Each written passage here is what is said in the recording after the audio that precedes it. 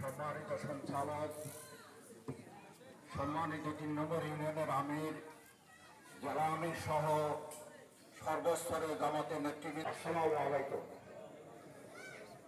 আমার বক্তব্যের শুরুতে মহান রবের শুকরিয়া জ্ঞাপন করছি যে আল্লাহ রাব্বুল আলামিন আমাদেরকে সুন্দরভাবে একটা প্রোগ্রামের আয়োজন করে দিনের কিছু কথা বলার তৌফিক দান করেছে। আমি আমার বক্তব্যটি অত্যন্ত সংক্ষেপে শেষ করব, কারণ আমাদের গুরুত্বপূর্ণ বক্তা আছেন, তাদের কাছ থেকে আমরা গুরুত্বপূর্ণ নসিহত শুনতে পাবো।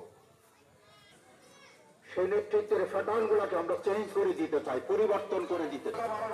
ভূমিকা আছে, ওনার বাড়ির সামনে দাঁড়িয়ে আছে, বিক্ষিপ্ত ভাবে সেই ভাইদের সাধারণ মানুষের কাছে পৌঁছে যাবে। আমরা এভাবে সমাজটাকে তৈরি করতে চাই।